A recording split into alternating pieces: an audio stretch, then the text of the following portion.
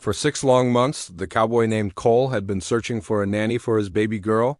6 months of waking before dawn, tending cattle, repairing fences, preparing feed, and soothing a child who didn't yet understand why her mother never came back. Single fatherhood weighed heavily on his broad shoulders, and every single day felt like an impossible test of endurance. He needed help, someone gentle enough to care for a child, yet strong enough to survive the harsh life on a remote ranch. But every attempt had failed spectacularly. His neighbors offered plenty of sympathy, but no time. Travelers passing through refused to stay in such profound isolation. Hired hands claimed they knew children, only to quit after a single day when they realized how hard it was to chase cattle and comfort a crying toddler at the same time. One morning, Cole stood on his porch, the dusty wind brushing across the open land, holding his little daughter Emma close, as if she were the only soft thing left in his life. As he gazed toward the empty horizon, a familiar ache in his heart, he heard the steady, rhythmic beat of hooves approaching. A lone rider emerged from the shimmering distance. As the figure came closer, he realized it was a woman, an Apache woman, with long black hair framing a face that showed neither fear nor hesitation, only a quiet certainty, as though she had traveled a long, hard way to reach this exact moment. She stopped her horse directly in front of him and looked into his eyes that seemed to read him faster than words ever could. In a calm, steady voice that carried over the wind, she said, "Now I am here." The words stunned him. For a moment, Cole nearly forgot to breathe. It felt like the answer to a prayer he hadn't even realized he'd been praying. Still, life had taught him to be a cautious man.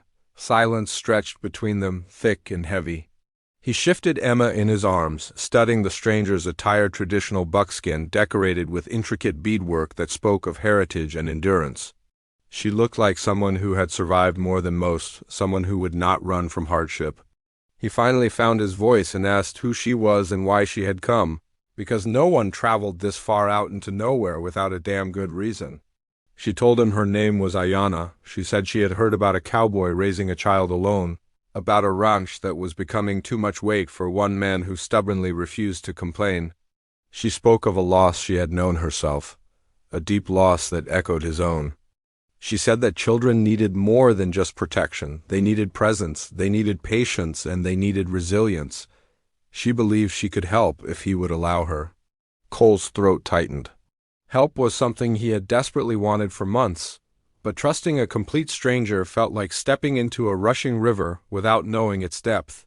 Yet there was a quiet, undeniable truth in her voice that left little room for doubt. He invited her down from the horse and into the shade of the porch. Emma, who usually hid from new faces, stared curiously at Ayanna. Ayanna didn't force a smile or reach out. She simply acknowledged the child with a gentle, respectful nod. To Cole's profound surprise, Emma didn't cry or bury her face in his shoulder. Instead, she leaned forward slightly, studying Ayanna with wide, curious eyes. That small, simple gesture struck him deeply. Emma's instincts were sharpened. If she felt safe, maybe he could too. Cole asked what Ayanna expected in return. Kindness without a reason was a rare commodity on the frontier. Ayanna said she only wanted a place to belong, somewhere she could trade her hands and knowledge for shelter, somewhere she would not be treated as an outsider or a burden. She added quietly that her village no longer needed her as it once had, and she had come seeking a new purpose when she felt might be waiting right here, on this ranch. Though a part of him remained guarded, Cole made a decision. He chose to show her the land before deciding anything permanent. As they walked, Emma resting on his hip, Ayanna moved beside them with a natural, effortless ease. She noticed everything: the sagging fence lines, the thinning pasture, the crooked barn door, and the tired, weary look in the horse's eyes. She remarked gently that the ranch bore the mark of a man doing the work of three. But instead of judging, she asked what he wanted the ranch to become.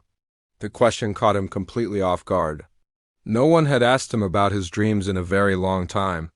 He admitted, his voice rough with emotion, that he wanted it to be more than a burden. He wanted it to be a home, a legacy, a place where Emma could grow up safely and happily. Just saying it aloud seemed to loosen something tight and painful in his chest. Ayanna listened, then knelt to inspect a horse's hooves, calming the nervous animal with whispered words until it relaxed completely beneath her touch. Watching her, Cole felt the first real flicker of hope he'd allowed himself in months. Later, he asked the question that mattered most: why Emma? Why choose a child who wasn't her own? Ayana explained that in her people's belief, a child without enough arms to hold her carried a wound that could grow and fester if left untended. She had seen that wound before, and she would not allow another child to bear it if she could possibly help. From that moment on, Cole knew Ayana's arrival was no accident. By the next morning, she was awake before him, moving through the ranch with a quiet rhythm that seemed to match the land itself. The days turned into weeks, and her presence brought a profound calm to their chaotic lives. Emma began reaching for her, trusting her in a way that both surprised and humbled Cole.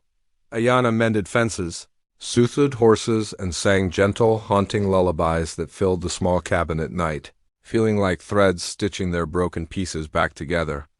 One evening, after the chores were done and Emma was asleep, Cole found himself speaking of his grief the day Emma's mother died.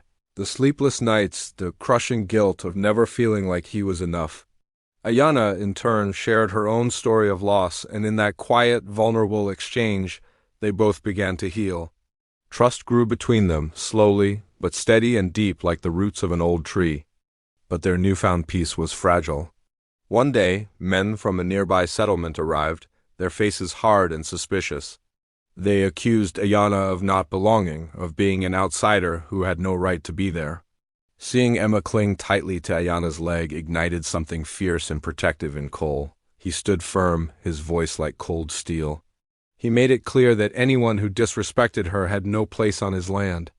Afterward, Ayana admitted she had feared he might choose the easy path of peace over her presence. Cole looked at her and told her plainly that she had become essential to Emma and to the ranch itself.